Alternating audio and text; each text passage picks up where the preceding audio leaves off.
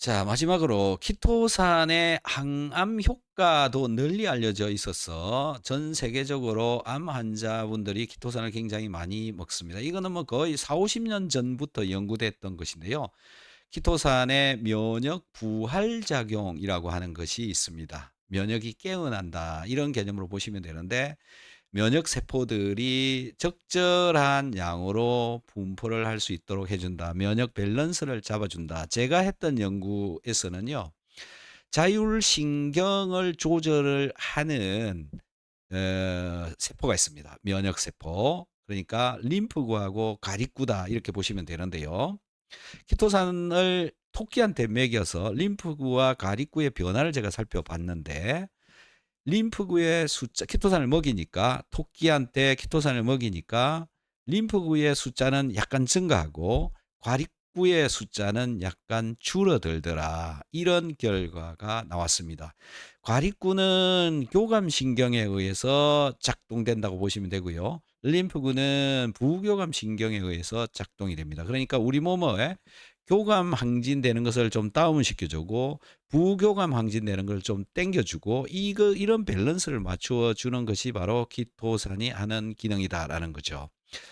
자, 그래서 챗GPT한테 물어보겠습니다. 키토산이 면역 부활 작용을 한다라고 하는 논문 좀 찾아서 자세하게 설명을 좀 해 주었으면 좋겠고, 이게 항암에 어떻게 도움이 되는지 얘기를 좀 해 주세요.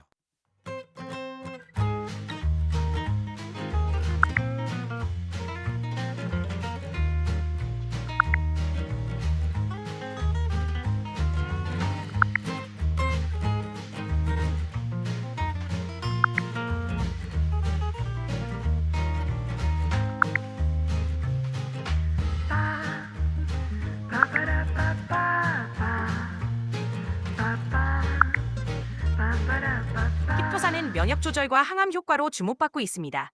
예를 들어 숙명여자대학교의 연구에서는 키토산이 암세포에서 세포사멸을 유도하고 면역세포의 기능을 향상시키는 것으로 확인되었습니다. 또 전남대학교 연구에서는 키토산이 전립선암 세포의 사멸을 촉진하는 것으로 보고되었습니다. 이러한 연구들은 키토산이 면역 조절과 항암 효과를 통해 암 치료에 도움이 될 수 있음을 시사합니다. 네, 정말 짧게 대답을 해 주고 있는데요. 키토산이 암세포의 사멸에 관여한다라고 하는 거, 그게 메커니즘이 밝혀져 있거든요. 어떤 메커니즘에 의해서 이 암세포를 사멸을 할 수 있도록 해 주는 겁니까? 키토산은 암세포의 세포막에 결합해 막의 투과성을 증가시키고 이를 통해 세포 내로 유입되어 세포 자멸사, 어포프토시스를 유도합니다. 또한 키토산은 활성산소 ROS 생성을 증가시켜 암세포의 산화 스트레스를 높여 세포 사멸을 촉진하는 것으로 알려져 있습니다. 이렇게 복합적인 메커니즘으로 암세포의 생존을 억제합니다. 이야, 너무 짧게 정리를 해서 얘기를 해줘 버리는데. 어 좀 더 자세하게 암세포에 애프토시스를 유도를 한다라고 하는데, 그 유도를 하는데 작용되고 있는 단백질의 종류들도 있을 것이고요. 어떤 메커니즘에 의해서 애프토시스를 유도를 하는지, 요거를 다시 자세하게 설명해 주세요. 키토산이 암세포의 어포프토시스를 유도하는 데는 여러 메커니즘이 관여합니다. 먼저 키토산은 암세포의 미토콘드리아 막에 작용해 막의 투과성을 증가시키고 사이토크롬C의 방출을 촉진합니다. 이는 세포 내 삼열 경로를 활성화해 캐스페이즈 단백질을 활성화시켜 어포토시스를 유발합니다. 또한 키토산은 암세포 내 활성산소 생성을 증가시켜 세포 손상을 유도하고 P53 같은 종양 억제 단백질의 가연을 촉진해 세포 잔열사를 강화합니다. 이렇게 여러 경로를 통해 암세포의 사멸을 유도합니다. 자, 키토산을 먹게 되면 키토산이 암세포에 가야 되는 것인데, 키토산이 고분자인데 어떻게 가는 거죠? 키토산은 소화 과정에서 저분자 형태로 분해되거나 일부는 장내에서 흡수될 수 있습니다. 분해된 저분자 키토산이나 올리고당 형태는 혈류를 통해 체내에 분포되어 다양한 조직과 세포에 배달할 수 있습니다. 이 과정에서 면역세포와의 상호작용을 통해 항암 효과를 발휘하게 됩니다. 네, 그렇군요. 자, 그래서 고분자 키토산을 먹게 되면 장내 세균에 의해서 분해되어진 것들이 들어가게 된다. 이게 이제 몸속에 들어가서 암세포에 작용을 하게 된다라고 했는데요. 지금 암세포에만 선택적으로 작용을 하는 것인지 아니면 정상적인 세포에도 작용을 하는 것인지 그거 어떻게 그 알 수 있을까요? 뭐 황님 키토산은 정상적인 세포에는 관여하지 않는 건가요? 세포 에포토시스를 유도하지 않나요? 정상적인 세포한테는?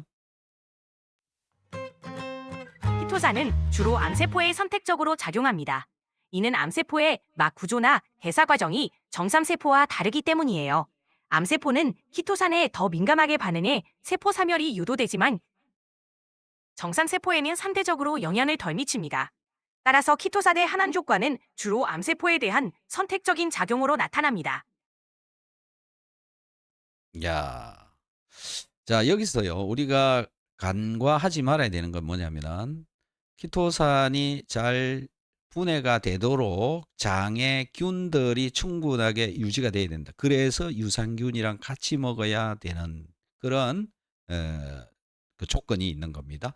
자, 이렇게 해서 키토산이 분해가 되면 또 잘 들어가겠죠. 들어가 가지고 면역 반응을 부활을 시켜줍니다. 면역이 촉진된다 이렇게 보시면 되고요. 그렇게 다니다가 이제 암세포와 만나게 되면은 암세포의 에포토시스를 유도를 한다. 이렇게 돼 있어서 암 환자들이 굉장히 많이 먹고 있는 영양소 중에 한 가지다. 이렇게 보시면 되고요. 약이라고는 말을 할 수가 없습니다. 지금까지 거기까지는 뭐 연구는 많이 돼 있지만 약으로 허가가 나와 있지 않기 때문에 약의 개념으로 접근하기는 어렵고요. 영양제로는 뭐 나와 있다. 이렇게 보시면 되고요.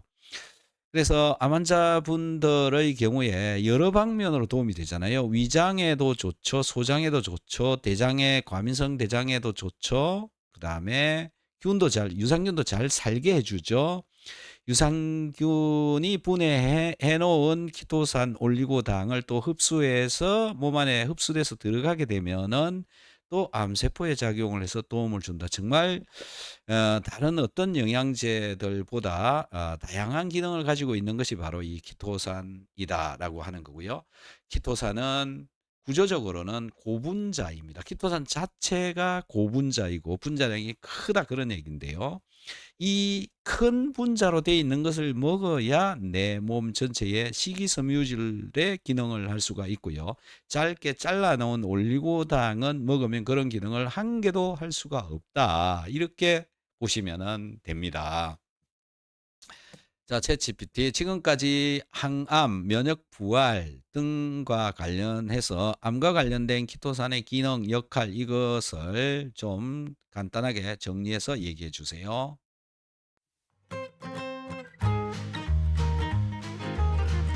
네, 키토산은 면역세포 기능을 조절해 면역력을 높이고 활성산소 생성을 증가시켜 암세포에 선택적으로 작용합니다.